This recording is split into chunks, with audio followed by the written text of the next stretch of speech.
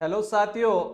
हम आपके प्रजामंडलों के बारे में अध्ययन कर रहे हैं और जो आपकी ये प्रजामंडल सीरीज चल रही है, इस प्रजामंडल सीरीज में हमने आपके 4 प्रजामंडलों के बारे में अध्ययन कर चुके कि जो 1931 में आपके 2 प्रजामंडल बने थे, जयपुर और बूंदी, उन प्रजामंडलों के बारे में अध्ययन किया। 1934 में आपके 2 प्रजामंडल बने, एक आपका मारवाड़ प्रजामंडल और दूसरा आपका हाड़ौती प्रजामंडल। उन प्रजामंडलों के बारे में हम अध्ययन कर चुके। अब हम देखते हैं जो 1936 में आपके 2 प्रजामंडल बने थे, एक आपका बीकानेर प्रजामंडल और दूसरा आपका धौलपुर प्रजामंडल। तो पहले हम आपका प्रजामंडल लेके चलते हैं बीकानेर प्रजामंडल।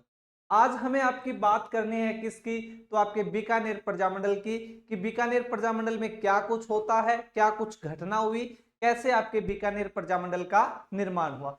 तो सबसे पहले हम आपके बात करेंगे बीकानेर प्रजामंडल की। तो बीकानेर प्रजामंडल की जब बात की जाएगी तो एक बात आप याद रखोगे साथियों, कि सबसे पहले जब बीकानेर प्रजामंडल की बात आती है तो बीकानेर रियासत की जब बात आती है तो हमें ध्यान रखना है कि बीकानेर में सबसे पहले जनजागृति का कार्य किसे किया था।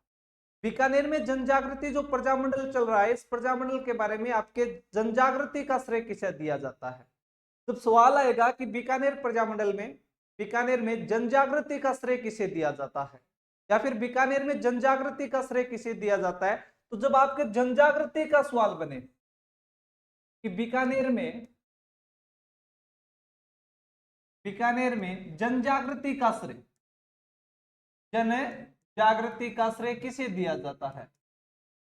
जब जनजागृति के श्रेय की बात आएगी ना, तो आप याद रखना, जब जनजागृति श्रेय की बात आए तो आपको याद रखना है स्वामी गोपाल दास के बारे में। किसके बारे में आपको? स्वामी गोपाल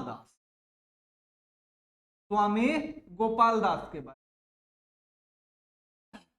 कि बीकानेर में जनजागृति का श्रेय किसे दिया जाता है, तो बीकानेर में जनजागृति का आपका श्रेय दिया जाता है किसे? आपके स्वामी गोपाल दास को। स्वामी गोपाल दास आपके चूरू जिले में एक गांव पड़ता है भेरूसर, और भेरूसर गांव के निवासी थे। हमारा जैसे तारानगर है, तारानगर से हम चूरू की तरफ जाते हैं तो तारानगर से आगे आपका चलकोई, जहां के आपके फेमस इतिहास के इतिहासकार, पूरे आपके राजस्थान में इतिहास की अलग जगाने वाले, माइड भाषा की तरफ से आपके जागृति लाने वाले हमारे प्रिय गुरुदेव राजवीर सर की जो मातृभूमि है, आपकी जन्मभूमि है, उस चलकोई से जब हम थोड़ा सा आगे चलते हैं तो एक गांव पड़ता है आपका भेरूसर, और उस भेरूसर गांव के आपके निवासी थे कौन? आपके स्वामी गोपाल दास। तो निवासी कहां के हो जाएंगे? ये आपके भेरूसर चूरू, निवासी भेरूसर चूरू, भेरूसर चूरू। और जो आपका भेरूसर है, ये भेरूसर आपके चलकोई के निकट है। चलकोई आपके तारानगर और चूरू के बीच में स्थित है। तो चलकोई का नाम आया तो मैंने आपको बता ही दिया कि आज के वर्तमान के समय में हम देखें तो इतिहास के एक जाने माने विख्यात और आपके माइड भाषा राजस्थानी को लेके आपका जो एक बखेड़ा आंदोलन खड़ा किया है हमारे प्रिय गुरुदेव राजवीर सर चलकोई, उनके गांव से जस्ट थोड़ा सा आगे गांव पड़ता है आपका भेरूसर, और उस भेरूसर गांव के निवासी थे कौन? आपके स्वामी गोपाल दास। तो याद रखोगे कि जब बीकानेर में जनजागृति का श्रेय की बात आएगी कि बीकानेर में जनजागृति किसने किया, तो आप याद रखोगे स्वामी गोपाल दास। स्वामी गोपाल दास कहां के हैं? तो आपके भेरूसर के। इसके बाद में स्वामी गोपाल दास थे, इन स्वामी गोपाल दास ने जनजागरण कैसे किया था? तो जब जनजागृति की बात आएगी तो आपके स्वामी गोपाल दास ने शिक्षा का प्रसार किया था। किसका? आपका शिक्षा का प्रसार। क्योंकि स्वामी गोपाल दास जानते थे कि शिक्षा का प्रसार करना लोगों में सबसे बड़ी आपकी चेतना का कार्य करेगा। जब लोग आपके शिक्षित हो जाएंगे, अपने अधिकारों के प्रति जागृत हो जाएंगे, तो उनका किसी भी प्रकार से शोषण नहीं किया जा सकता। इसलिए स्वामी गोपाल दास ने शिक्षा के प्रसार के लिए 2 पाठशालाओं की स्थापना की थी। किसकी स्थापना की थी? आपके 2 पाठशालाओं की स्थापना की थी।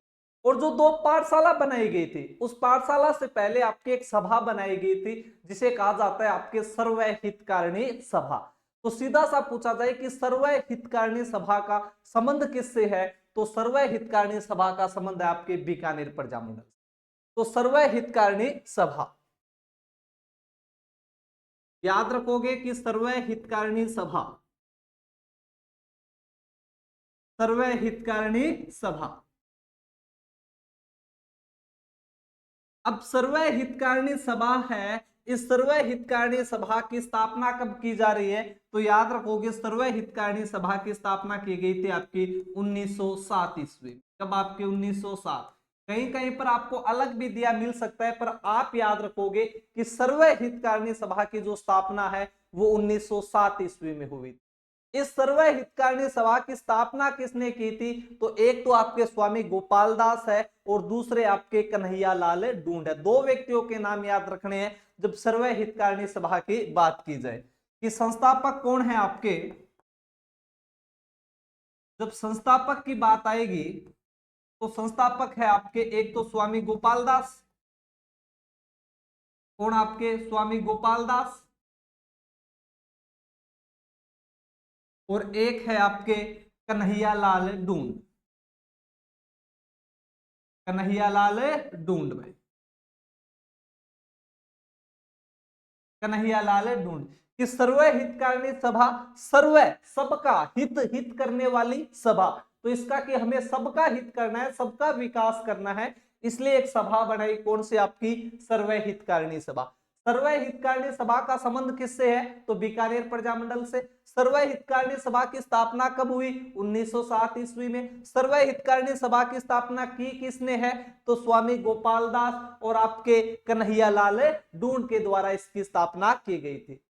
इस सर्वय हितकारिणी सभा ने कार्य क्या किया? तो इस सर्वय हितकारिणी सभा ने आपके शिक्षा प्रसार का कार्य किया था। किसका कार्य किया था? आपके शिक्षा प्रसार का। कि ये सभा कार्य क्या कर रही है? तो जब कार्य की बात आएगी तो याद रखोगे शिक्षा प्रसार का कार्य किया। किसका कार्य किया? आपके शिक्षा प्रसार का कार्य किया। शिक्षा प्रसार का कार्य किया। क्योंकि हमें प्रजामंडल पढ़ना है तो पहले हमें प्रजामंडल के बारे में ध्यान होना चाहिए कि प्रजामंडल से पहले कौन कौन सी यहाँ पे घटना हो रही है, किस प्रकार लोग यहाँ पे प्रजामंडल बनाने का प्रयास कर रहे हैं। तो बीकानेर प्रजामंडल, बीकानेर प्रजामंडल में जब बीकानेर में जनजागृति का श्रेय पूछा जाए कि यहाँ पे जनजागृति का श्रेय किसे दिया जाता है, तो आपके स्वामी गोपाल दास को। स्वामी गोपाल दास कहाँ के निवासी है? तो भेरूसर चूरू के। आपके इन लोगों ने क्या किया? तो इन्होंने एक सभा बनाई और वो सभा कौन सी है? आपकी सर्वय हितकारिणी सभा। कौन सी? आपकी सर्वय हितकारिणी सभा। सर्वय हितकारिणी सभा की स्थापना कब की गई? 1907 ईस्वी में। संस्थापक कौन है? तो स्वामी गोपाल दास व कन्हैया लाल ढूंढ के द्वारा इसकी स्थापना की गई। इसका कार्य क्या था? इस सभा ने क्या कार्य किया?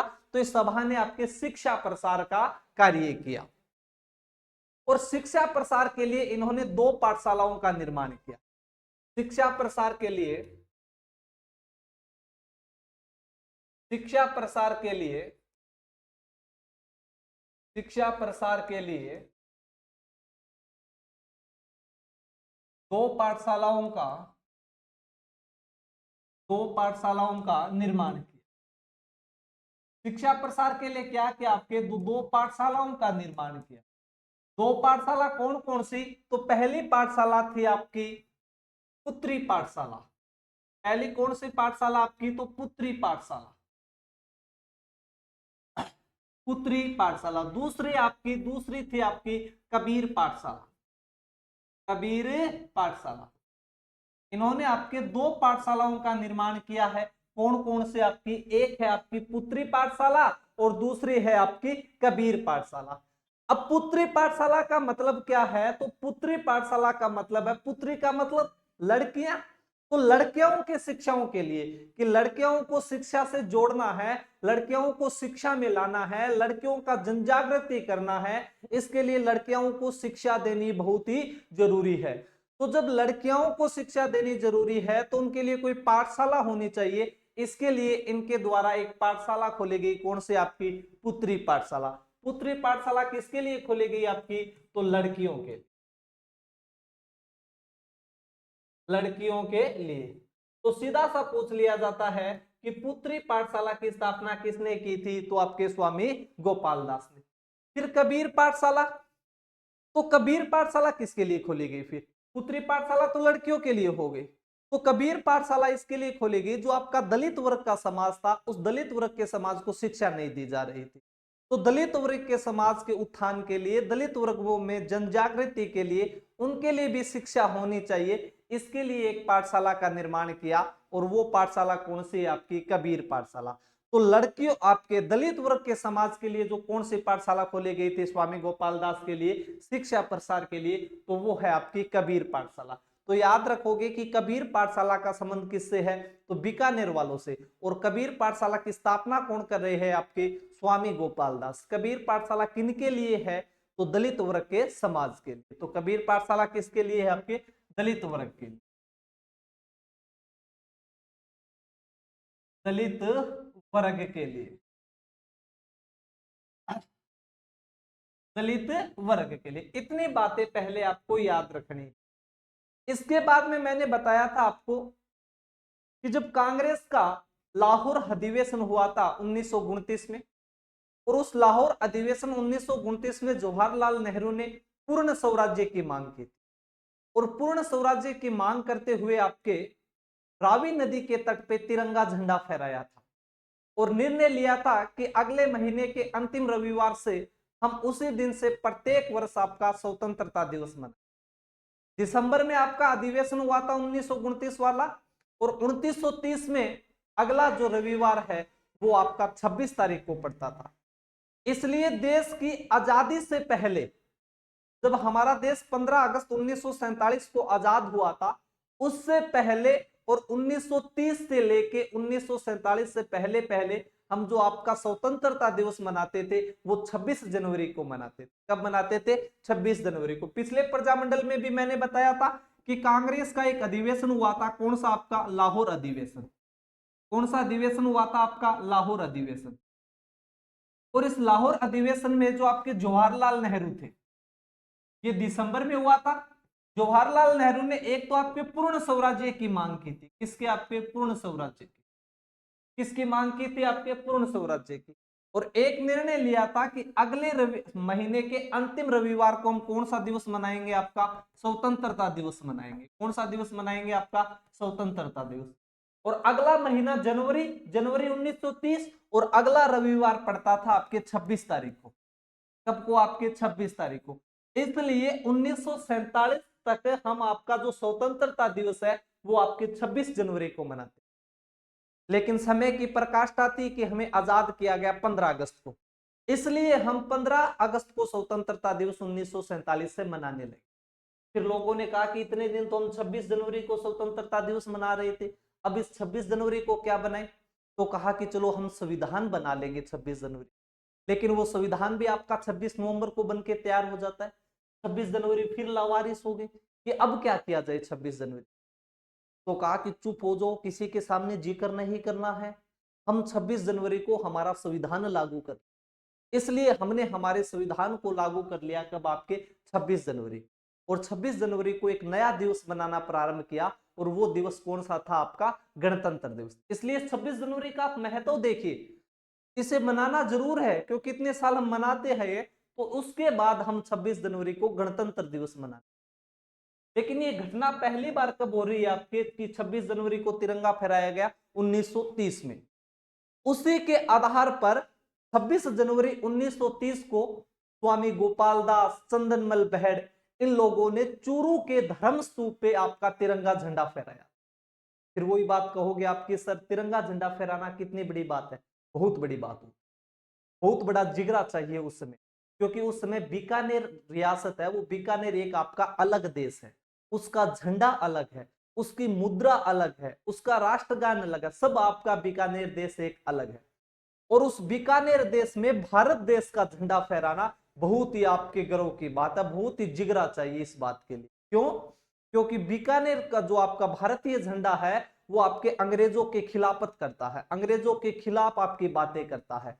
और अंग्रेजों की संधि हो रखी है बीकानेर रियासत के साथ, तो उस रियासत के साथ अंग्रेजों की संधि हो रखी है, उस देश में, उस देश के खिलाफ वो झंडा फहराना बहुत बड़ी बात है। और जहां तक मैंने इतिहास पढ़ा है तो मैंने ये देखा है कि राजस्थान में इससे पहले ऐसा कोई तिरंगा नहीं फहराया गया। तो ये राजस्थान की आप पहली घटना भी मान सकते हो कि यहाँ आपके चूरू के धर्म स्तूप के ऊपर स्वामी गोपाल दास तथा चंदनमल बहड़ के द्वारा आपका तिरंगा झंडा फहराया गया था। तो किसने फहराया? तो स्वामी गोपाल दास और चंदनमल बहड़ ने। कब फहराया आपका? तो 26 जनवरी 1930 में। तो ये बात भी आप याद रखोगे। क्या याद रखनी है आपको कि 26 जनवरी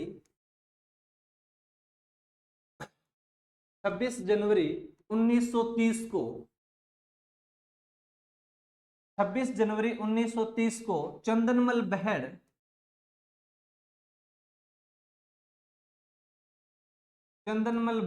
तथा स्वामी गोपाल दास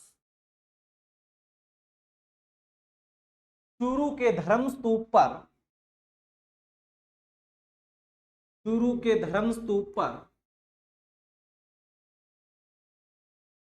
धर्मस्तूप पर तिरंगा झंडा फहराया।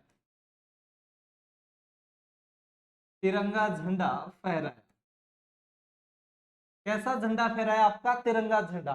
तो ये घटना किसकी आपके? तो ये बीकानेर प्रजामंडल से संबंधित है, क्योंकि बीकानेर प्रजामंडल के ये सदस्य है, बीकानेर में जन जागृति का कार्य कर रहे हैं, और इन्होंने एक ऐसा कार्य कर दिया जो राजस्थान में पहली बार हो रहा है। आपके प्रजामंडल आंदोलनों के दौरान पहली बार हो रहा है कि चूरू के आपके ये दो जो आपके सदस्य है, स्वामी गोपाल दास और चंदनमल बहड़, जिगरा दिखाते हुए इस बीकानेर नामक देश में भारत देश का झंडा फहरा रहे हैं। कब फहरा रहे हैं? तो 26 जनवरी 1930 को। कहां पर फहरा रहे हैं? तो आपके चूरू के धर्मस्तूप के। कहां पर? आपके चूरू के धर्मस्तूप। इसके बाद में हम बीकानेर प्रजामंडल की बात करें तो आपको एक घटना याद रखनी है, बीकानेर दिग्दर्शन। कौन सी आपकी? तो बीकानेर दिग्दर्शन। बीकानेर दिग्दर्शन। अब ये क्या है सर बीकानेर दिग्दर्शन? तो देखो आप बीकानेर दिग्दर्शन। अब बीकानेर दिग्दर्शन क्या था? तो जब बीकानेर दिग्दर्शन की आपकी बात आएगी तो याद रखना आप 1930, 1931 और 1932 इसमें आपके 3 गोलमेज सम्मेलन होते। 1930, 31, 32 में आपके क्या हुए थे? 3 गोलमेज सम्मेलन हुए, और इन तीनों गोलमेज सम्मेलन में भाग लिया था आपके महाराजा गंगा सिंह ने बीकानेर के। और जिस समय महाराजा गंगा सिंह द्वितीय गोलमेज सम्मेलन में भाग लेने गए हुए थे आपके, और जब द्वितीय गोलमेज सम्मेलन में वो भाग लेने गए हुए थे, वो आपका आरटीसी चल रहा था, राउंड टेबल कॉन्फ्रेंस चल रही थी, गोलमेज सम्मेलन चल रहा था। तो उस समय जब महाराजा गंगा सिंह की बारी आई बोलने की, तो महाराजा गंगा सिंह जब बोलने लगे, उसी समय महाराजा गंगा सिंह के सामने जो आपके द्वितीय गोलमेज सम्मेलन के अध्यक्ष हुआ करते थे लॉर्ड मेकी, उनके सदस्यों के द्वारा एक पर्चा सामने दिया गया कि गंगा सिंह यो लो पर्चो इन पर बोलो थोड़ा, और उस पर्चे का नाम क्या था आपका? बीकानेर दिग्दर्शन। अब बीकानेर दिग्दर्शन था क्या? तो जो बीकानेर प्रजामंडल के सदस्य थे, उन बीकानेर प्रजामंडल के सदस्यों के द्वारा जो बीकानेर प्रशासन की कमियां थी, उन बीकानेर प्रशासन की कमियों को लिखा गया कि हमारा राज ऐसा है, हमारे लोगों पे ऐसा अत्याचार करता है, हमारा ऐसा शोषण करता है, उन कमियों को दर्शाते हुए एक पर्चा बनाया था। उस पर्चे का नाम क्या था आपका? बीकानेर दिग्दर्शन। उस पर्चे का नाम क्या था आपके? तो उस पर्चे का नाम था आपका बीकानेर दिग्दर्शन। बीकानेर दिग्दर्शन कहने का मतलब बीकानेर दिग्दर्शन क्या है? तो बीकानेर प्रजामंडल के सदस्यों के द्वारा बीकानेर के प्रशासन की कमियों को जिस पंपलेट में दर्शाया गया था, और उसका नाम था बीकानेर दिग्दर्शन। और उस पर्चे को आपके द्वितीय गोलमेज सम्मेलन में बांटा गया, और जैसे ही गंगा सिंह की बोलने की बारी आई और गंगा सिंह बोलने लगे, तो उनको वो पर्चा दे दिया गया आपके इस गोलमेज सम्मेलन के अध्यक्ष के सदस्यों के द्वारा कि लो गंगा सिंह पर बोलियो। और जैसे ही गंगा सिंह ने देखा कि अच्छा हमारी कमियां की गई है, हमारी आलोचना की गई, और ये मुझे पढ़ने को कह रहे, तो गंगा सिंह ने कहा आज तो गड़ो खराब है, कल बात करांगा इन ऊपर। और आपके बीकानेर के महाराजा गंगा सिंह वहां से बीमारी का बहाना बनाकर और आपके बीकानेर आते हैं, और बीकानेर में इन लोगों के खिलाफ कार्यवाही करते। तो हमको याद रखना है कि बीकानेर दिग्दर्शन किससे संबंधित है? तो बीकानेर प्रजामंडल से। बीकानेर दिग्दर्शन क्या है? तो बीकानेर के प्रजामंडल के सदस्यों के द्वारा बीकानेर प्रशासन की जो कमियां थी, उन कमियों को दर्शाया गया और गोलमेज सम्मेलन में बांटा गया। ये जो बीकानेर दिग्दर्शन पर्चा है ये 2 व्यक्तियों के द्वारा छापा गया था। छपवाया तो सदस्यों जो बीकानेर प्रजामंडल के सभी सदस्य थे उनके द्वारा, पर इनको लिखा किसने था? तो कहते हैं कि एक तो थे आपके पीएल चूड़ीकर और एक थे आपके अमृतलाल नाम के 2 व्यक्ति थे जिनकी राइटिंग वगैरह अच्छी थी, उनके द्वारा ये छपवाया गया था। तो इनके लेखक कौन है, इनको आपके छापने वाले कौन है? तो पीएल चूड़ीकर और आपके अमृतलाल, इन लोगों के द्वारा ये लिखा गया था। बीकानेर दिग्दर्शन किसके द्वारा लिखा गया था? तो पीएल चूड़ीकर और आपके अमृतलाल द्वारा। बीकानेर दिग्दर्शन क्या है? तो लिखोगे बीकानेर प्रजामंडल के सदस्यों द्वारा, बीकानेर प्रजामंडल के सदस्यों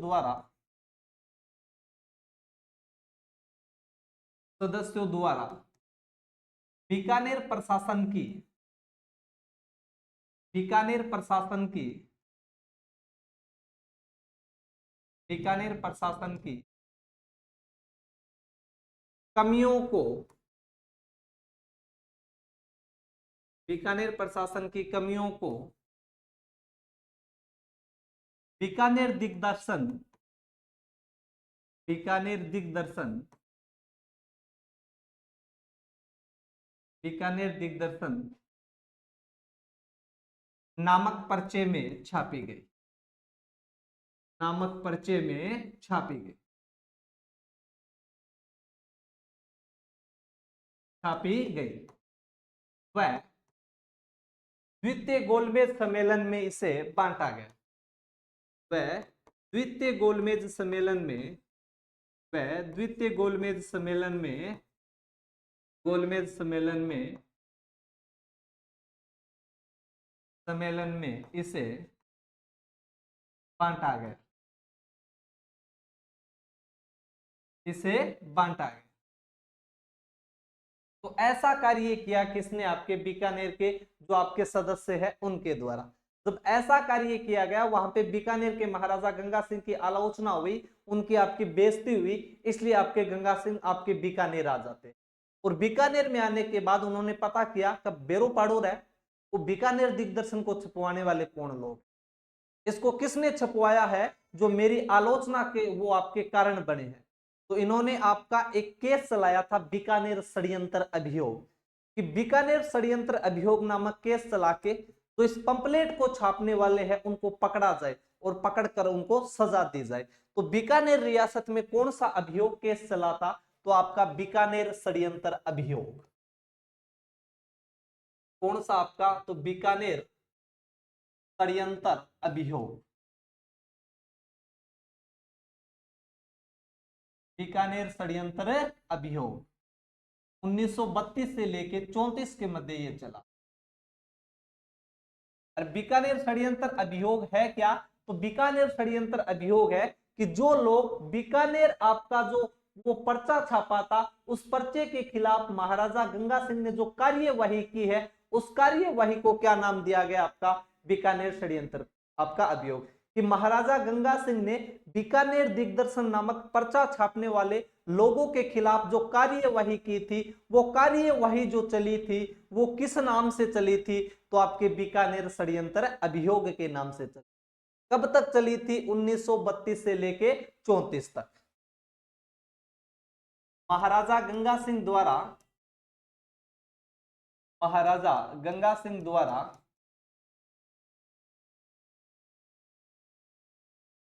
महाराजा गंगा सिंह द्वारा बीकानेर षड्यंत्र, बीकानेर दिग्दर्शन, दिग्दर्शन पर्चे छापने वाले, छापने वालों के खिलाफ, वालों के खिलाफ बीकानेर षड्यंत्र अभियोग के नाम से, बीकानेर षड्यंत्र अभियोग के नाम से, अभियोग के नाम से कार्यवाही की, नाम से कार्यवाही की। नाम से क्या की आपकी कार्यवाही की। इस कार्यवाही में किसे किसे आपका पकड़ा गया, तो इस कार्यवाही में आपके जैसे आपके स्वामी गोपाल दास है, चंदनमल बहड़ है, सत्यनारायण सराफ है, इन लोगों को गिरफ्तार किया गया। गिरफ्तार करके बीकानेर षड्यंत्र अभियोग के नाम से इन पे आपका मुकदमा अभी चलता है और उन्हें 7-7 वर्षों की क्या होती है, आपकी सजा होती है। तो आपके स्वामी गोपाल दास, स्वामी गोपाल दास, स्वामी गोपाल दास, चंदनमल बहड़, चंदनमल बहड़, चंदनमल बहड़, सत्यनारायण सराफ, सत्यनारायण सराफ, इनके खिलाफ, इनके खिलाफ मुकदमा चला, इनके खिलाफ मुकदमा चला वह 7 वर्षों की सजा हुई। कितने वर्षों की सजा हुई आपके, तो 7 वर्षों की सजा हुई।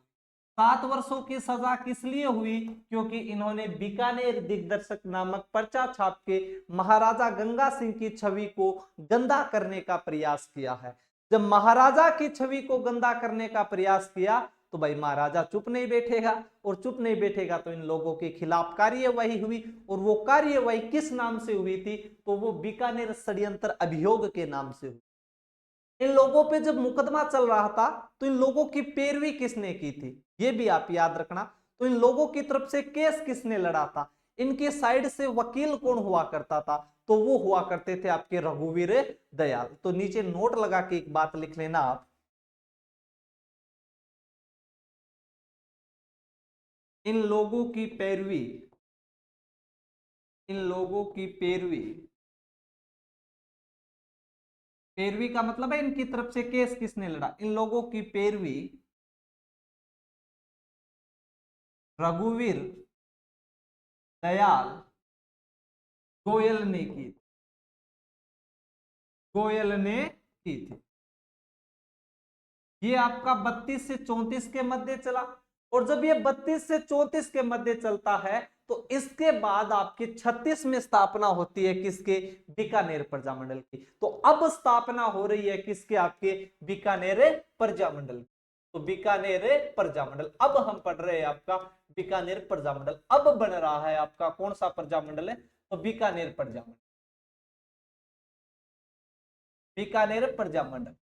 और बीकानेर प्रजामंडल आप बना था, इसकी डेट भी आप याद रखोगे, 4 अक्टूबर, 4 अक्टूबर 1936 को बीकानेर प्रजामंडल बना था। कब बना था आपके, तो 4 अक्टूबर 1936, 4 अक्टूबर 1936 को बना कौन सा प्रजामंडल आपका, बीकानेर प्रजामंडल। लेकिन जब बीकानेर प्रजामंडल बनता है तो इन लोगों को समझ में आ गया था कि महाराजा गंगा सिंह हमें बीकानेर में तो ये प्रजामंडल बनने नहीं देगा। इसलिए इस प्रजामंडल की जो स्थापना है वो आपके राजस्थान से बाहर की गई थी, और वो की गई थी आपके कलकत्ता में। कहां पे की गई थी, कलकत्ता में। क्योंकि उस समय कलकत्ता में आपके मारवाड़ी बनिए रहते थे, अन्य लोग भी रहते थे। तो इन्होंने कहा कि चलो हम एक काम करते हैं, इस बीकानेर प्रजामंडल की स्थापना वहां कर लेते। तो याद रखना कि राजस्थान का वह पहला प्रजामंडल जो आपके राजस्थान से बाहर बन रहा है, तो वो कौन सा प्रजामंडल है आपका, बीकानेर प्रजामंडल। ये आप सभी जानते हो कि बीकानेर प्रजामंडल की स्थापना राजस्थान से बाहर हुई है, ये हम जानते हैं। पर हमको ये भी ध्यान रखना है कि राजस्थान का वह प्रजामंडल जो सबसे पहले राजस्थान से बाहर बना था, वो भी कौन सा है आपका, बीकानेर प्रजामंडल। बीकानेर प्रजामंडल की स्थापना आपके कलकत्ता में होती है। एक जगह होती है आपकी रत्ना ट्रस्ट, और रत्ना ट्रस्ट नामक स्थान पर आपके कलकत्ता में इस प्रजामंडल की क्या होती है, स्थापना होती है। तो स्थापना कब हुई, तो 4 अक्टूबर 1936 को कहां पर हुई, तो याद रखोगे रत्ना ट्रस्ट। तो रत्ना जो ये ट्रस्ट है ये कहां पर है आपका, कलकत्ता में। ये नाम आप याद रखोगे, रत्ना ट्रस्ट आपको नाम याद रहता है, नहीं रहता है कोई बात नहीं, पर कहां पर हुई थी, तो आपके कलकत्ता में इसकी क्या हुई थी, आपके स्थापना हुई थी। रत्ना ट्रस्ट, या फिर इसका एक और नाम भी हमें मिलता है रत्नाबाई ट्रस्ट। इसका पूरा नाम ही आप लिख लो, Ratnabai trust, Ratnabai trust. Ratnabai, Ratnabai trust. तो रत्नाबाई ट्रस्ट कहां पर है? आपके कलकत्ता में। और इस रत्नाबाई ट्रस्ट के माध्यम से इसकी आपकी स्थापना की जाती है। किसकी रे? कलकत्ता, आपके बीकानेर प्रजामंडल की। लेकिन फिर बीकानेर प्रजामंडल के संस्थापक कौन है? इसकी स्थापना किसने की है? संस्थापक कौन है? तो जब संस्थापक की नाम आती है ना, तो एक नाम तो आप याद रखना, मग्गाराम वैद्य। मग्गाराम वैद्य, इनका नाम तो आपको याद रखना ही रखना है। कौन सा वैद्य? आपके तो मग्गाराम वैद्य। जब हम आपके बीकानेर के किसान आंदोलन पढ़ रहे थे, जब मैं आपको दूधवा खारा किसान आंदोलन पढ़ा रहा था, तब भी मैंने नाम लिया था किसका? आपके मग्गाराम वैद्य का। और मग्गाराम वैद्य को इसका पहला क्या बनाया गया था? आपका अध्यक्ष भी बनाया। तो मग्गाराम वैद्य। इसके अलावा, तो इसके अलावा आप याद रखोगे मुक्ता प्रसाद। कौन सा प्रसाद आपका? तो मुक्ता प्रसाद। कौन सा प्रसाद आपका? मुक्ता प्रसाद। इसके अलावा रघुवीर दयाल। रघुवीर दयाल, रघुवीर दयाल, रघुवीर दयाल। इसके अलावा एक महिला का भी आप नाम याद रखना, कई बार पूछ लिया जाता है कि ये महिला किस प्रजामंडल की स्थापना के समय इसकी सदस्य थी? तो वो थी आपकी लक्ष्मी देवी आचार्य। कौन थी आपकी? लक्ष्मी देवी आचार्य। तो लक्ष्मी देवी आचार्य, लक्ष्मी देवी आचार्य।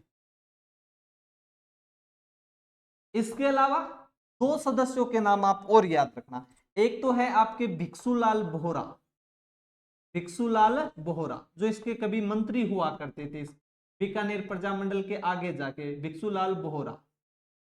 और एक नाम याद रखना आप, लक्ष्मण दास स्वामी, लक्ष्मण दास स्वामी। ये सभी नाम आपको एक बार माइंड में रखने हैं। एक मग्गाराम वैद्य आप याद नहीं रखोगे, क्योंकि आजकल पेपर बनाने वाला है वो जानता है कि मग्गाराम वैद्य तो सभी को याद है, फिर वो सवाल कैसे बनाएगा कि बीकानेर प्रजामंडल से संबंधित है मग्गाराम वैद्य, बी में भिक्षुलाल बोहरा, लक्ष्मण दास स्वामी। फिर वो ऑप्शन आपका बनाएगा, इनमें से सम्मिलित है ऑप्शन एक, एक नंबर, ऑप्शन दो ए व बी दोनों, ऑप्शन तीन ए बी सी तीनों, ऑप्शन डी इनमें से कोई नहीं। इसलिए आपको ये सभी नाम आपके ध्यान में है, तभी आप एक सवाल इसको कर सकते हो कि इसका वास्तव में ए बी सी तीनों है। अगर आप एक नाम याद रखकर चले गए कि मग्गाराम वैद्य, मग्गाराम वैद्य, तो फिर आप इस सवाल का जवाब नहीं दे पाओगे। और यही आजकल एग्जामिनर कर रहा है, सवाल को वो ऐसे ही घुमाने की कोशिश कर रहा है, क्योंकि उसको पता है बीकानेर प्रजामंडल मग्गाराम वैद्य सभी ने रट रखा है, तो इन प्रश्न को टफ कैसे बनाया जाए। टफ बनाएगा तो इनमें से सदस्यों को साथ में लेगा कि बीकानेर प्रजामंडल से संबंधित है मग्गाराम वैद्य, भिक्षुलाल बोहरा, लक्ष्मण दास स्वामी। अब ऑप्शन में आएंगे ए एक नंबर कि ओनली मग्गाराम वैद्य, नंबर दो ए व बी मग्गाराम वैद्य और भिक्षुलाल बोहरा दोनों, option C A B C Maggaram वैद्य, भिक्षुलाल बोहरा, लक्ष्मण दास स्वामी तीनों, और इनमें से कोई नहीं। अब अगर आपको इनमें से एक भी नाम याद नहीं है, ये भिक्षुलाल बोहरा और लक्ष्मण दास स्वामी, तो फिर आप ये सवाल नहीं कर सकते। इसलिए आप ट्रिको पर मत भाजिए। मैं फिर कहता हूं, आप कंसेप्ट को क्लियर कीजिए, अपने कंसेप्ट को डेवलप कीजिए कि हमें किस प्रकार से पढ़ना है। अगर आप सिर्फ ट्रिको के माध्यम से भागते रहे तो कभी आप सफलता की जो सीढ़ियां हैं उस पर आपको बहुत ही कठिनाइयों का सामना करना। इसलिए स्टेप वाइज स्टेप, धीरे धीरे धीरे धीरे सब चीजों को कंसेप्ट क्लियर करते हुए, समझते हुए चलो। तो याद रखोगे बीकानेर प्रजामंडल 4 अक्टूबर 1936 को बना, राजस्थान से बाहर बनने वाला पहला प्रजामंडल। कहां पर बना? तो रत्नाबाई ट्रस्ट, और रत्नाबाई ट्रस्ट कहां पर है आपका? कलकत्ता में। तो बीकानेर प्रजामंडल की स्थापना कहां पर हुई? आपके कलकत्ता। संस्थापक मग्गाराम वैद्य, इसका इसे क्या बनाया गया था? आपका अध्यक्ष। दूसरे सदस्य मुक्ता प्रसाद, रघुवीर दयाल, लक्ष्मी देवी आचार्य, ये भी इंपोर्टेंट नाम है कि कौन सी महिला बीकानेर प्रजामंडल से जुड़ी हुई थी स्थापना के समय? तो लक्ष्मी देवी आचार्य। भिक्षुलाल बोहरा जो आगे जाके मंत्री भी बनते हैं, लक्ष्मण दास स्वामी जो आगे जाके बीकानेर प्रजामंडल के अध्यक्ष भी बनते हैं। तो इन सभी के नाम हमें याद रखना। इसके बाद में जो आपके रघुवीर दयाल है, इस रघुवीर दयाल के द्वारा एक संस्था बनाई जाती है। कौन से आपकी? तो बीकानेर राज्य प्रजा परिषद। कौन से आपकी? बीकानेर राज्य प्रजा परिषद। कौन सी संस्था बनाई गई आपके? तो बीकानेर राज्य प्रजा परिषद। बीकानेर राज्य प्रजा परिषद है। इस बीकानेर राज्य प्रजा परिषद की स्थापना कौन कर रहा है? इसका संस्थापक कौन है? तो बीकानेर राज्य प्रजा परिषद का जो संस्थापक की बात आएगी तो संस्थापक है आपका रघुवीर दयाल गोयल। रघुवीर दयाल गोयल इसके क्या है? आपके संस्थापक। इसके अलावा इस रघुवीर दयाल गोयल ने जो आपकी बीकानेर राज्य प्रजा परिषद बनाई है, इसके सदस्य कौन कौन है? तो दो सदस्यों के बारे में भी आप याद रखोगे, एक नेमीचंद है और एक गंगादास है। नेमीचंद और गंगादास, नेमीचंद और आपके गंगा। अब वैसे तो हो गया आपका बीकानेर प्रजामंडल यहां पर, लेकिन इससे जुड़ी हुई अन्य कौन सी बातें उनके ऊपर हमें ज्यादा फोकस करना है, क्योंकि आपका एग्जामिनर सवाल वहीं से उठाता है। तो सबसे पहले तो हमें पता होना चाहिए कि इस बीकानेर प्रजामंडल ने कौन कौन से दिवस आपके बनाए थे। जैसे हमने पढ़ा था आपके कि मारवाड़ में आपका कृष्णा दिवस, शिक्षा दिवस मनाया गया था, उसी प्रकार बीकानेर प्रजामंडल में कौन कौन से दिवस मनाए। तो जब दिवस की बात आएगी कि बीकानेर प्रजामंडल में कौन कौन से दिवस मनाए गए, तो आपको 3-4 दिवसों के बारे में ध्यान रखना। एक तो आप दिवस याद रखोगे बीकानेर दमन विरोधी दिवस। बीकानेर दमन विरोधी दिवस जो 26 अक्टूबर 1944 के आसपास बनाया गया। इस समय जब आपके शार्दुल सिंह शासक हुआ करते थे, तो वो बीकानेर किसान प्रजामंडल सदस्यों की बातें नहीं मान रहे थे, उनका दमन कर रहे थे। तो आपके इनके खिलाफ आपके प्रजामंडल के सदस्यों के द्वारा बीकानेर में एक दिवस मनाया गया, और उस दिवस का नाम क्या रखा गया? तो बीकानेर दमन विरोधी दिवस। तो बीकानेर दमन विरोधी दिवस किस प्रजामंडल से संबंधित है? तो बीकानेर नाम लगा हुआ है तो आपके दिमाग में आ जाएगा कि ये जो दिवस था वो बीकानेर प्रजामंडल से। पर मनाया कब गया था? तो आपके 26 अक्टूबर 1944 को मनाया। तो पहला दिवस कौन सा हो जाएगा आपका? तो पहला दिवस हो जाएगा आपका बीकानेर दमन विरोधी दिवस। दमन विरोधी दिवस,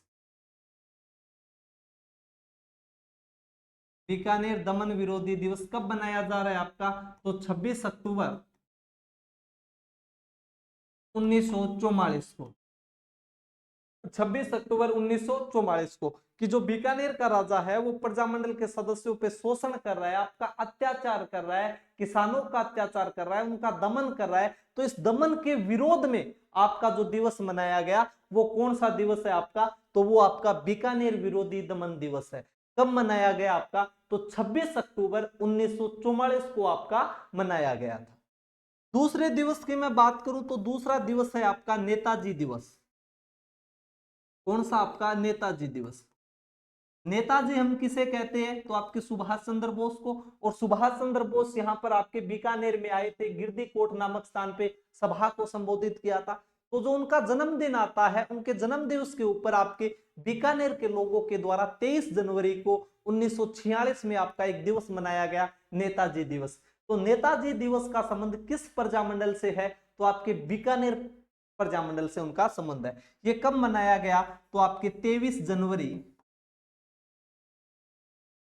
1946 को, 23 जनवरी 1946 को मनाया गया।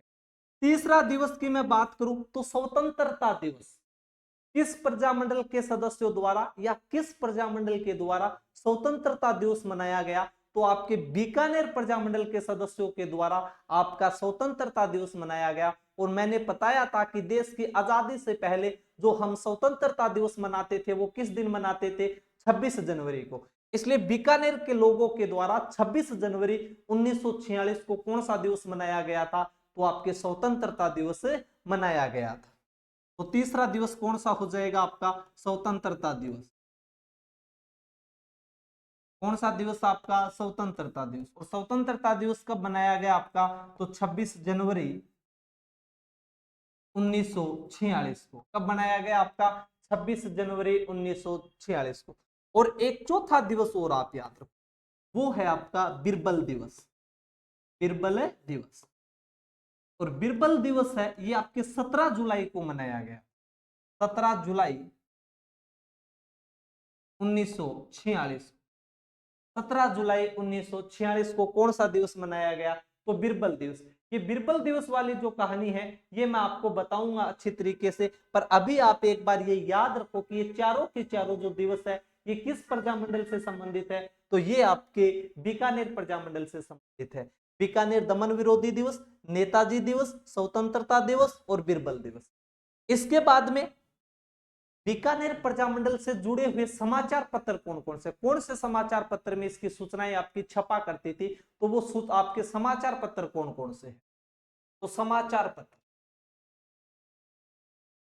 समाचार पत्र वो कौन कौन से समाचार पत्र है जो आपके इस बीकानेर प्रजामंडल से संबंधित थे? तो 3 समाचार पत्रों का आपको मुख्यतः याद रखना है। पहला समाचार पत्र आपको याद रखना है त्याग भूमि। कौन सा आपका? त्याग भूमि। कि त्याग भूमि समाचार पत्र किस प्रजामंडल से संबंधित है? तो त्याग भूमि समाचार आपका बीकानेर प्रजामंडल से संबंधित है। दूसरा आपका प्रिंसली इंडिया, दूसरा आपका प्रिंसली इंडिया, प्रिंसली इंडिया। और तीसरा समाचार पत्र है आपका रियासती, रियासती। तो इन तीनों के तीनों समाचार पत्रों को हमें याद रखना है कि त्याग भूमि किससे है? आपके बीकानेर से। प्रिंसली इंडिया किससे? आपके बीकानेर से। रियासती किससे? आपके बीकानेर से। और कल मैंने आपको मारवाड़ से भी आपको बताए थे, मारवाड़ प्रजामंडल में कि आपका तरुण समाचार पत्र, अगीबाण, अखंड भारत, पीप, इसके अलावा आपके 5-4 समाचार पत्रों के मैंने और भी आपके नाम लिए थे, प्रजा सेवक, ये सारे समाचार मारवाड़ से थे। लेकिन बीकानेर प्रजामंडल से कौन कौन से संबंधित है? तो त्याग भूमि, प्रिंसली इंडिया और रियासती। प्रजामंडल की स्थापना हो चुकी है और प्रजामंडल का उद्देश्य हुआ करता था उत्तरदायी सरकार की स्थापना करना। यह भी मैंने आपको बताया था, पर अभी तक उत्तरदायी सरकार की स्थापना सरकार के द्वारा नहीं की गई। लोगों के द्वारा उत्तरदायी सरकार की मांग की जा रही है। प्रजामंडल बन चुका है पर प्रजामंडल का उद्देश्य पूरा नहीं हुआ। इसी समय बीकानेर में एक घटना होती है और वो घटना कौन सी है आपकी? तो रायसी नगर की घटना। तो लिखो आप रायसी नगर घटना। कौन सी घटना आपकी? रायसी नगर घटना, रायसी नगर घटना, रायसी नगर घटना। अब ये रायसी नगर घटना क्या है? इसका हम पूरा नाम लिख लेते हैं, आपको याद रह जाएगा, थोड़ा सा आपको समस्या ना हो। रायसी नगर तो हम इसे बोलते हैं, इस शहर को रायसी नगर, रायसी नगर की बैंक का हब कौन सा है? कि रायसी नगर। लेकिन इसका पूरा नाम है रायसिंह नगर, रायसिंह नगर घटना। अब रायसिंह नगर घटना है क्या? पहले आप इस बात को समझो कि एक शहर पड़ता है आपका कौन सा? रायसिंह नगर। रायसिंह नगर है, इसे वर्तमान में हम बैंक का हब के नाम से भी जानते हैं। बैंक की जो सबसे ज्यादा तैयारियां करवाई जाती है वो इस रायसिंह नगर गांव आपके शहर में की जाती है। रायसिंह नगर पहले आपके गंगानगर में आया करता था, लेकिन अशोक गहलोत जी ने जब से राजस्थान में 50 जिले बनाए हैं तब से रायसिंह नगर की लोकेशन चेंज हो गई है और वर्तमान में आपके अनूपगढ़ जिले में आता है। तो पहली बात तो आपको यही रखना है याद कि रायसिंह नगर है ये वर्तमान में कहां पर है? तो वर्तमान में है आपके अनूपगढ़ में। वर्तमान में कहां पर है? आपके अनूपगढ़ में, अनूपगढ़ में। और पहले कहां पर था आपके? पहले तो पहले आया करता था आपके श्री गंगानगर में। कहां पर? आपके श्री गंगानगर। पहले आपके श्री गंगानगर में था, लेकिन जब से राजस्थान में 50 जिले बने हैं तब से रायसिंह नगर की जो लोकेशन है वो चेंज हुई है और वो चला गया अनूपगढ़ जिले में। तो रायसिंह नगर वर्तमान में कहां पर है? आपके अनूपगढ़ जिले में। अब हुआ क्या था कि जो उत्तरदायी सरकार की मांग चल रही थी, तो जो बीकानेर राज्य प्रजा परिषद है, इन बीकानेर राज्य प्रजा परिषद के लोगों के द्वारा 2 दिवसीय सभा का आयोजन किया। बीकानेर राज्य प्रजा परिषद के लोगों के द्वारा उत्तरदायी सरकार की स्थापना के लिए 2 दिवस की सभा का सम्मेलन किया गया। कहां पर? आपके रायसीन। 30 जून व 1 जुलाई को, 30 जून को सभा होली और 1 जुलाई को सभा। सभा होने के बाद इनके द्वारा, प्रजामंडल के सदस्यों के द्वारा, बीकानेर राज्य प्रजा परिषद के सदस्यों के द्वारा एक जुलूस निकाला गया। और जब जुलूस निकाला गया तो जब जुलूस निकल रहा था उस समय इसी प्रजामंडल का एक सदस्य हुआ करता था, एक नौजवान युवा हुआ करता था बिरबल। और वह बिरबल आपका भारतीय झंडा लेके उस जुलूस के आगे आगे चल रहा था। इधर प्रशासन के द्वारा कार्रवाई की जाती है और कार्रवाई में गोली वगैरह चलाई जाती है, जिसमें बिरबल है वो आपका शहीद हो जाता। तो जो बिरबल शहीद हुआ था, इस घटना को किस नाम से जाना जाता है? रायसीनगर घटना। कि बीकानेर राज्य प्रजा परिषद की 30 जून व 1 जुलाई 1946 को 2 दिवसीय सभा का सम्मेलन था। 1 जुलाई को जुलूस निकाला जा रहा था, जिसमें बिरबल नामक युवक भारतीय झंडा लेके जुलूस के आगे चल रहा था। प्रशासन के द्वारा कार्रवाई की जाती है, जिसमें गोली लगने से बिरबल की मृत्यु हो जाती है। और यही घटना किस नाम से जानी जाती है? रायसीनगर। और इस घटना के बाद प्रजामंडल के सदस्यों के द्वारा बिरबल के सम्मान में एक दिवस भी मनाया गया था, जो अभी हमने पीछे पढ़ा था कि 17 जुलाई को कौन सा दिवस मनाया गया था 1946 में? तो बिरबल दिवस। वो वही बिरबल है जो रायसीनगर घटना में शहीद हो गया था। उसके सम्मान के लिए, उसको याद रखने के लिए बीकानेर के प्रजामंडल के सदस्यों के द्वारा आपका बिरबल दिवस मनाया गया। तो इसमें लिखोगे आप बीकानेर प्रजा परिषद की, बीकानेर प्रजा परिषद की 30 जून व 1 जुलाई को, 30 जून व 1 जुलाई 1946 को, 1946 को सभा का सम्मेलन था। सभा का सम्मेलन था तथा 1 जुलाई को जुलूस निकाला गया। जुलूस निकाला गया। जुलूस निकाला गया जिसमें झंडा लिए हुए बिरबल नामक युवक शहीद हो गया। बिरबल नामक युवक शहीद हो गया। शहीद हो गया। इसी बिरबल की याद में कौन सा दिवस मनाया गया था बीकानेर प्रजामंडल के सदस्यों के द्वारा? तो आपका बिरबल दिवस मनाया गया था, जो हम पीछे पढ़ चुके। इस घटना की जांच के लिए एक जांच आयोग भी बना था राष्ट्रीय स्तर पे, जिसपे आपके हीरालाल शास्त्री, रघुवर दयाल, गोकुल भाई भट्ट जैसे लोगों को नियुक्त किया गया था। तो इसके लिए कौन सा जांच आयोग बना था? तो याद रखोगे आप, जांच आयोग। जांच आयोग कौन सा जांच आयोग है आपका? इस घटना की जांच के लिए, इस घटना की जांच के लिए, इस घटना की जांच के लिए बीकानेर राज्य प्रजा परिषद ने, राज्य प्रजा परिषद ने, बीकानेर राज्य प्रजा परिषद ने 3 व्यक्तियों को नियुक्त किया। 3 व्यक्तियों को क्या किया? आपका नियुक्त किया। कौन सी घटना के जांच के लिए? तो वो आपके रायसीनगर घटना। वो 3 लोग कौन है? वो 3 व्यक्ति कौन है? तो एक तो आपके हीरालाल शास्त्री। कौन है आपके? हीरालाल शास्त्री। दूसरे व्यक्ति कौन है? तो गोकुल भाई भट्ट। कौन है आपके? गोकुल भाई भट्ट। और तीसरे व्यक्ति कौन है? तो तीसरे व्यक्ति है आपके रघुवीर दयाल गोयल। तीसरे व्यक्ति कौन है आपके? तो रघुवीर दयाल गोयल। इन 3 व्यक्तियों को नियुक्त किया गया था। कौन से जांच आयोग में? कौन सी घटना की जांच के लिए?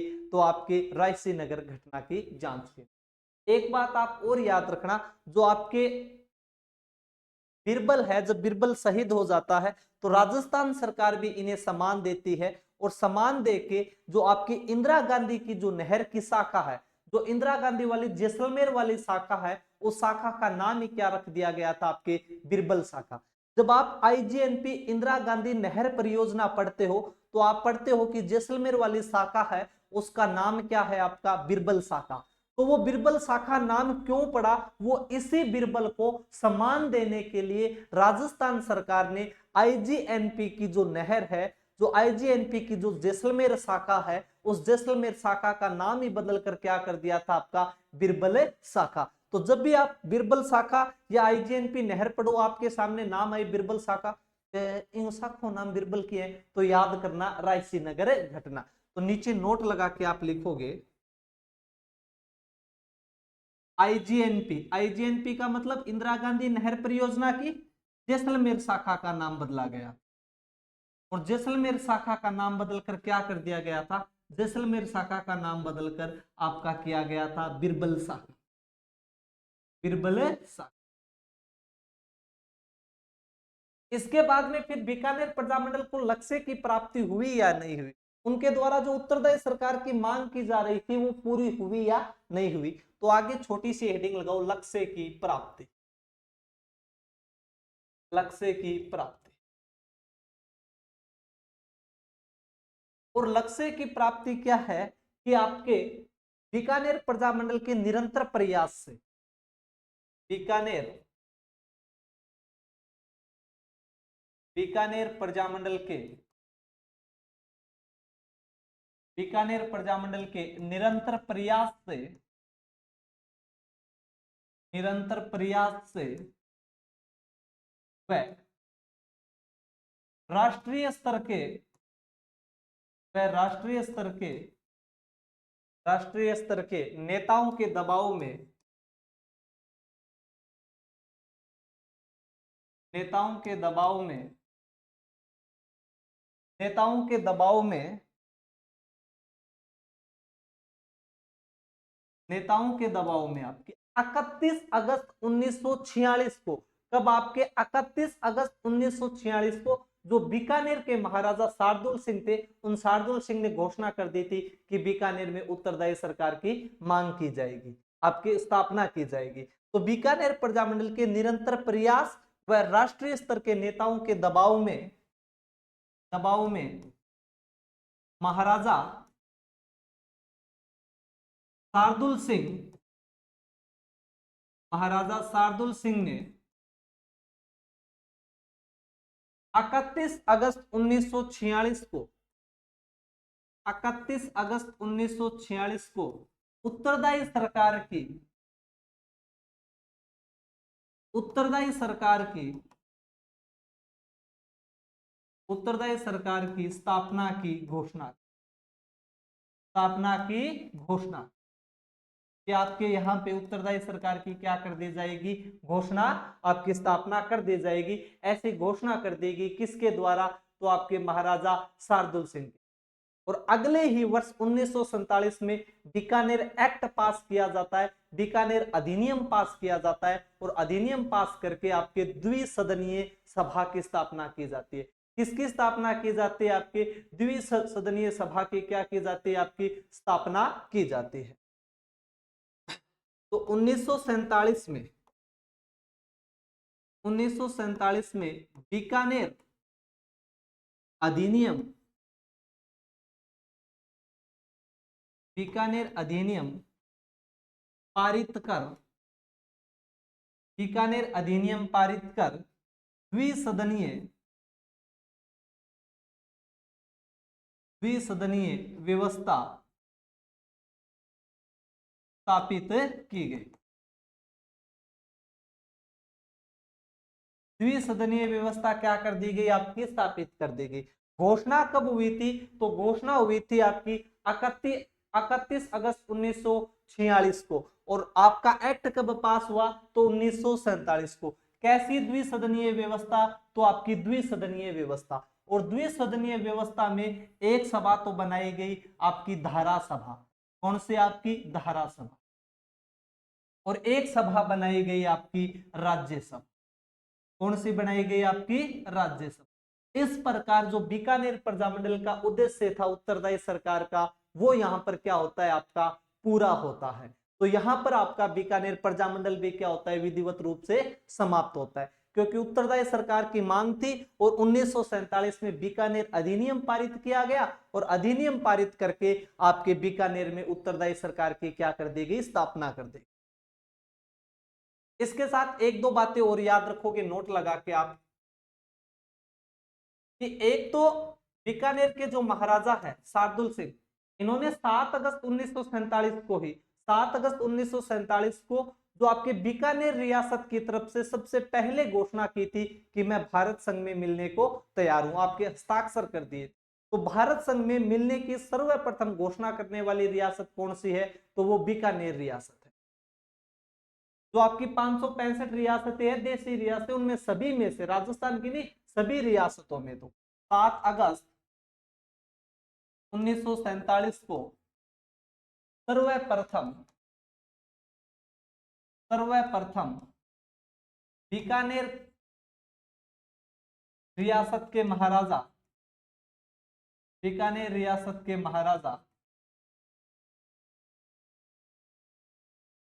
शार्दुल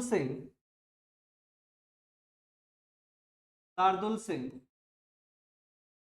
भारत संघ के विल्ले पत्र पर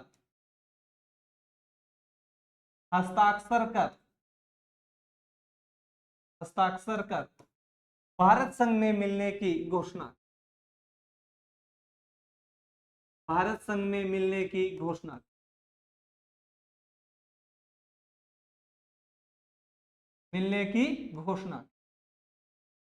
तो भारत संघ में सबसे मिलने की पहले घोषणा करने वाली रियासत कौन सी है, तो बीकानेर रियासत है। कब किए गए हस्ताक्षर आपके, तो 7 अगस्त 1947 को।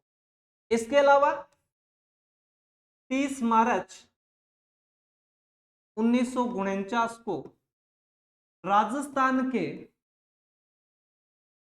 चौथे चरण में बीकानेर रियासत का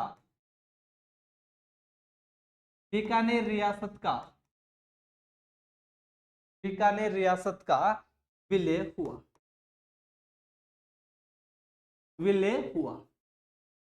बीकानेर रियासत का क्या हो जाता है, आपका विलय हो जाता है। इसके अलावा आप एक बात और याद रख सकते हो कि 28 अप्रैल 1947 को बीकानेर रियासत की तरफ से संविधान सभा में भाग किसने लिया था, शार्दुल सिंह ने किसे नियुक्त किया था, तो आपके KM पणिकर को।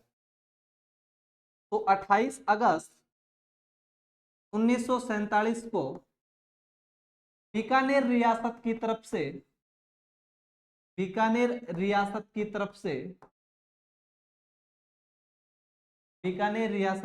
से शार्दुल सिंह ने KM पणिकर को संविधान सभा का सदस्य नियुक्त किया।